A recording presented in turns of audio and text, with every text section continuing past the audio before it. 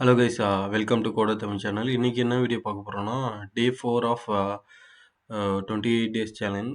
என்னன்னா, இப்போ வெப்சைட் எப்படி கிரியேட் பண்ணுறது ஃப்ரம் தி பேசிக்ஸ். ஃபஸ்ட்டு நீங்கள் ப்ரோக்ராமிங் லாங்குவேஜ் படிக்கணும்னா, நான் எல்லா வீடியோலையும் சொல்கிற மாதிரி HTML ஸ்டார்ட் பண்ணுங்கள். உங்களுக்கே ஒரு என்கேஜிங்காக இருக்கும். நீங்களே உங்கள் ஓன் க்ரியேட்டிவிட்டி பண்ணலாம். ஸோ நேற்றுக்கு என்ன பார்த்துருந்தோம்னா, கலர்ஸை பற்றி பார்த்துருந்தோம். ப்ளஸ் வந்து ஃபாண்ட் ஃபேமிலி, இந்த ஸ்டைலை தான் பார்த்துருந்தோம். இந்த ஸ்டைலை பற்றி தான் நம்ம பார்த்துருந்தோம் நேற்றுக்கு ஃபுல்லாகவே. கிளாஸே வந்து ஸ்டைல் தான். இன்றைக்கி வந்து என்ன பார்க்க போகிறோம்னா, ஃபார்மேட்டிங் அண்ட் கலர்ஸ் அதை பற்றி பார்க்க போகிறோம். ஃபஸ்ட்டு ஃபார்மேட்டிங்னா என்னன்னு தெரிஞ்சவங்க. ஃபார்மேட்டிங்னா ஒன்றும் இல்லை, அந்த H1 H2 H3ன்னு அந்த ஒரு 6 டேக் இருக்குல்ல, அதுதான் ஃபார்மேட்டிங்னு சொல்லுவாங்க. அந்த ஃபார்மேட்டிங்கை நம்ம வந்து இப்போ என்ன பண்ண போகிறோம்னா, ஃபஸ்ட்டு நான் சேவ் பண்ணிக்கிறேன்.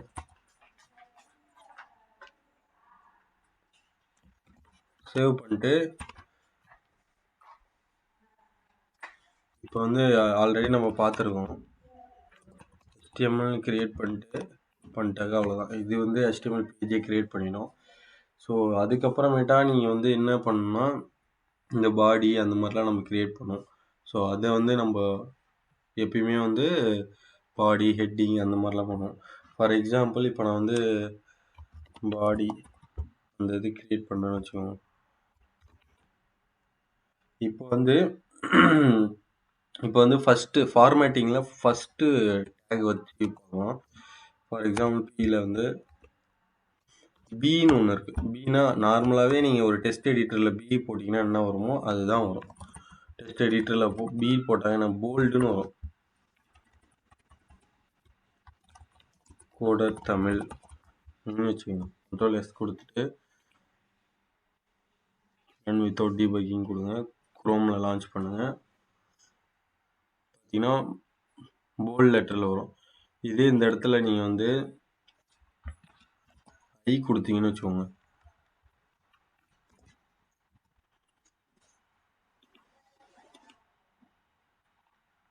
இட்டாலியில் வரும். இதே வந்து ஃபார் எக்ஸாம்பிள் எனக்கு வந்து ஒரு ஃபாண்ட் வந்து எனக்கு சப்ஸ்கிரிப்டாக வேணும். சப்ஸ்கிரிப்ட்னா தெரியும் உங்களுக்கு, கீழே வர்றது எப்படி சொல்லுது, 5/2ன்னு எதுனா சூப்பர் செட்டு, கீழே எழுதுனாக்க சப்செட். இப்போ 5க்கு கீழே 2ன்னு எதுனாக்க பேஸ்ன்னு சொல்லுவாங்களா, அதுதான். ஃபார் எக்ஸாம்பிள் நான் எழுதுகிறேன் பாருங்கள், கோடர் தமிழ்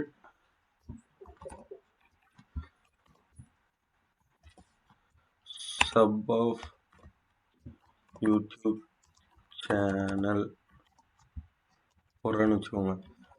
இது சூப். இப்போ கோடர் தமிழ் புரியறதுக்காக தான் எழுதுகிறேன். இதில் வந்து சூப்பர் செட் வந்து என்னன்னாக்க அதே யூடியூப் சேனல். ஸோ இப்போ பார்த்தீங்கன்னா இதை சேவ் பண்ணிக்காங்க. முன்னாடி என்ன பார்த்தோம், போல்டுனா என்னன்னு பார்த்தோம், இட்டாலினா என்னன்னு பார்த்தோம், அதுதான். இப்போ வந்து சூப்பர் செட் சப்செட் அது அப்படின்னா என்னன்னு சொல்லி பார்க்கலாம். சேவ் பண்ணிட்டு ரன் கொடுங்க. பார்த்தீங்கன்னா தெரியும், போல்ட் லெட்டராக இருக்குது, கீழே வந்து சப்ஸ்கிரிப்டாக இருக்கும், மேலே சூப்பர் செட்டாக இருக்கும். ஸோ இதுதான் வந்து ஃபார்மேட்டிங்னு சொல்லுவாங்க. ஸோ இந்த ஃபார்மேட்டிங்கில் நம்மளுக்கு நிறையா இருக்குது. ஸோ நம்ம ஒன்று ஒன்றா இப்போ ட்ரை பண்ணி பார்க்கலாம் எப்படி இருக்குன்னு சொல்லி. போல்டு இப்போ ட்ரை பண்ணிட்டோம். இப்போ போல்ட்லேயே இன்னொன்று இருக்குது, ஸ்ட்ராங்குன்னு சொல்லிட்டு ஒன்று இருக்குது. அது எப்படி இருக்குன்னு சொல்லி பார்க்கலாம். இல்லை, போல்டுக்கும் ஸ்ட்ராங்குக்கும் உள்ள நார்மலுக்கும் ஸ்ட்ராங்குக்கும் உள்ள வித்தியாசத்தை பார்க்கலாம். ஸ்ட்ராங் அதாவது இது எல்லாமே ஒரு ஃபார்மேட்டிங் தான். இதெல்லாம் சேவ் பண்ணிட்டு ரன் வித்தவுட் டீபக்கிங் கொடுத்து பாருங்க. ஸோ அதே தான் வரும். இப்போ நம்ம எனக்கே ஒரு லைட்டாக டவுட் இருக்குது, போல்டில் எப்படி வரும்னு சொல்லி அது கொடுத்து பார்ப்போம்.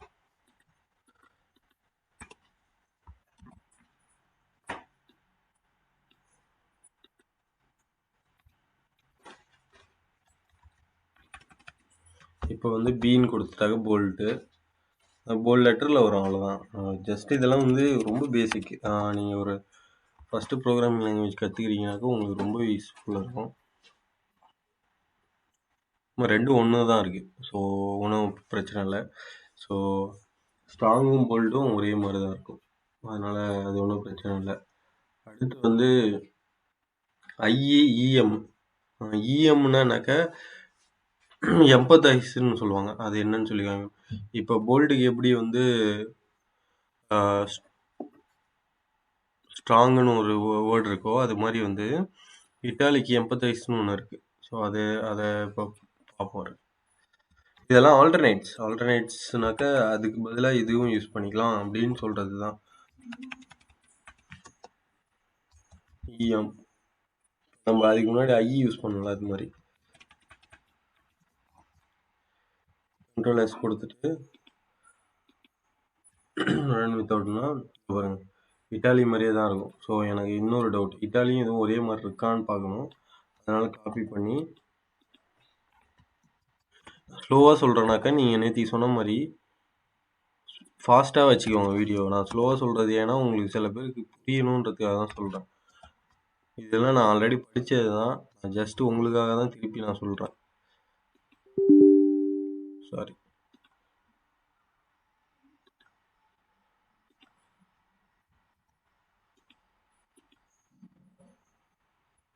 ரெண்டும் ஒரே மாதிரி தான் இருக்கும். அப்போ இஎம்னாலும் ஐனாலும் ஒன்று தான், ஸ்ட்ராங்குனாலும் போல்டுனாலும் ஒன்று தான்.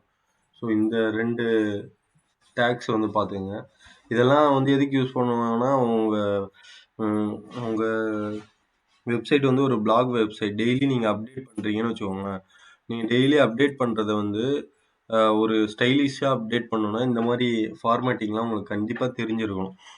இந்த ஃபார்மேட்டிங்லாம் உங்களுக்கு தெரியலனா கண்டிப்பாக வந்து ஒரு வெப்சைட் வந்து பார்க்க ஒரு அட்ராக்டிவாக இருக்காது. ஒரு வெப்சைட் வந்து ஏன் நிறைய பேர் ஒரே வெப்சைட்டுக்கு போகிறாங்க, அது பார்க்க அட்ராக்டிவாக இருக்கும். ப்ளஸ் வந்து கொஞ்சம் யூசர் ஃப்ரெண்ட்லியாக இருக்கும். நீங்கள் அந்த மாதிரி பில்ட் பண்ணணுன்னா நீங்கள் எல்லாத்தையுமே தெரிஞ்சு வச்சுக்கணும். அப்போ தான் வந்து உங்களுக்கு ரொம்ப யூஸ்ஃபுல்லாகவும் இருக்கும், ஈஸியாகவும் இருக்கும். எல்லா கீவேர்டும் தெரிஞ்சால். நீங்கள் அதே தான் இந்த வீடியோ பார்த்ததுக்கப்புறம் கண்டிப்பாக நீங்கள் ப்ராக்டிஸ் பண்ணி பார்க்கணும். இல்லைனா வந்து கஷ்டம்தான். ஸோ ஸ்மாலுன்ற ஒரு கீவேர்டை வந்து ரன் பண்ணி பார்த்தாக்க இது ஃபார்மேட்டிங்கில். ஸோ இதெல்லாம் கம்பேர் பண்ணுறப்ப ஸ்மாலுன்னு வரும். இதே மாதிரியே வந்து மார்க்னு ஒன்று இருக்கும். மார்க்னாக்க ஃபார் எக்ஸாம்பிள் நான் இதை மட்டும்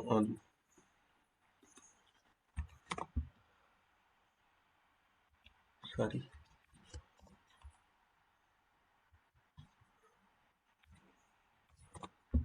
மார்க்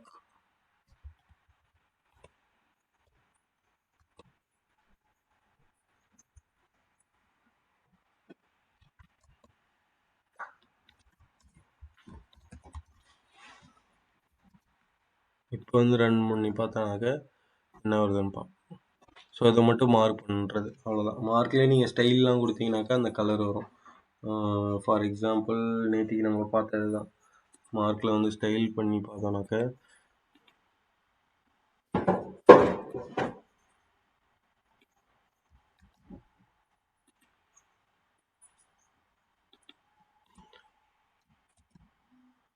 இப்போ வந்து மார்க்கில் வந்து ஸ்டைல் பண்ணி பார்த்தாக்க என்ன வருதுன்னு சொல்லி பார்க்கலாம்.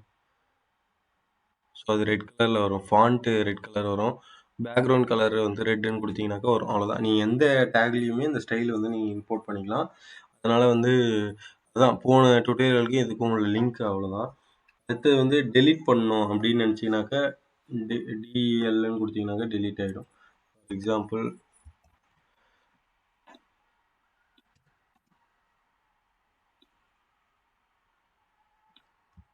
கண்ட்ரோல் காப்பி கொடுத்துட்டு அப்போ இதை மட்டும் டெலீட் பண்ணணும்னு நினைக்கிறேன் வச்சுக்கோங்க.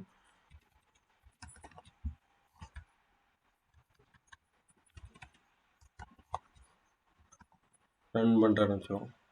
இப்போ என்ன வரும்னாக்க இந்த இதை வந்து ஸ்ட்ரைக் அவுட் பண்ணுவாங்க. இது எதுக்கு யூஸ் பண்ணுவாங்கனாக்கா ஒரு அப்டேட் பண்ணுறாங்க, ஒரு பேக்கேஜ் வந்து அப்டேட் பண்ணுறாங்கனாக்கா அதை இந்த மாதிரி தான் காட்டணும். ஏன்னா ஒரு சேஞ்சஸுமே தெரியலனா எப்படி ஒரு புதுசாக வர யூஸருக்கு தெரியும், இல்லை போன இதுக்கும் என்ன வித்தியாசம்னு தெரியாது.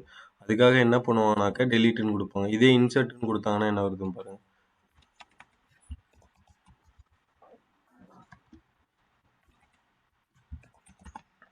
இன்சர்ட்னு கொடுத்து ரன் வித்தவுட் டிபக்கிங் கொடுத்தீங்கன்னு வச்சுக்கோங்களேன். இந்த மாதிரி இன்சர்ட்னா அண்டர்லைன் ஆகிடும். ஏன்னா புதுசாக இன்சர்ட் பண்ணியிருக்கோன்னு சொல்லி. இன்சர்ட் இல்லைனா டெலீட் பண்ணுறோன்னாக்கா இது பண்ணுறாங்க, ஸ்ட்ரைக் அவுட் பண்ணுவாங்க. நம்ம சப்பு சூப்பர் செட்டு அதெல்லாம் பார்த்துட்டோம். ஸோ இதுதான் ஃபார்மேட்டிங். ஸோ ஃபார்மேட்டிங்னா என்னன்னு தெரிஞ்சிருக்கும். Strong, bold, emphasize, italic. அடுத்தது வந்து superset, subset, sub, super. ஸ்மால்னாக்கா அந்த ஃபாண்ட்டு ஸ்மாலாக இருக்கும். மார்க்னாக்கா மார்க் பண்ணுறது, அதை அப்படியே ஒரு எப்படி சொல்கிறது, கலர் வச்சு மார்க் பண்ணுறது. அடுத்தது வந்து இன்சர்ட்டு, டெலீட்னாக்கா ஸ்ட்ரைக் அவுட் பண்ணுவாங்க, இன்சர்ட்னாக்கா அண்டர்லைன் பண்ணுவாங்க. இவ்வளோ தான் ஃபார்மேட்டிங். அடுத்து வந்து கலரிங்ஸ்னால் என்னன்னு சொல்லிட்டு அடுத்த டியூட்டோரியலில் பார்க்கலாம். இந்த டியூட்டோரியலில் இந்த ஃபார்மேட்டிங் மட்டும் தெரிஞ்சுக்கங்க. இன்னொரு 3 கிளாஸில் வந்து பேசிக்ஸ் ஆஃப் HTML முடிச்சிடலாம். அதுக்கப்புறம் CSS ஜாவா ஸ்கிரிப்டை வச்சு இப்படி வந்து HTMLல வந்து ஒரு ஃபார்ம் க்ரியேட் பண்ணுறது, இல்லை ரெஸ்பான்சிவ் கூகுள் ஷீட் எப்படி பண்ணுறது, அது எல்லாமே பார்க்கலாம். நீங்கள் ப்ராக்டிஸ் பண்ணால் மட்டும்தான் உங்களுக்கு வந்து ஹெல்ப்ஃபுல்லாக இருக்கும். அது போக வந்து என்னோடய யூடியூப் சேனலில் வந்து கிவ் அவே நடந்துகிட்ருக்கு. அதில் பார்ட்டிசிபேட் பண்ணணுன்னா ஃபஸ்ட்டு டெலகிராம் குரூப்பில் ஜாயின் பண்ணுங்கள். டெலகிராம் குரூப்போட லிங்க்கு வந்து டிஸ்கிரிப்ஷனில் இருக்குது. ஸோ டிஸ்கிரிப்ஷனில் வந்து நீங்கள் கிளிக் பண்ணி ஜாயின் பண்ணிக்கலாம். Coder Tamil Telegram group. அங்கே வந்து ரூல்ஸ் எல்லாமே இருக்குது. கண்டிப்பாக இந்த வீடியோ பிடிச்சிருக்கும்னு நினைக்கிறேன். யூஸ்ஃபுல்லாக இருந்தாக்க ஷேர் பண்ணுங்கள். மறக்காமல் இந்த சேனலை சப்ஸ்கிரைப் பண்ணி சப்போர்ட் பண்ணுங்கள். பாய்.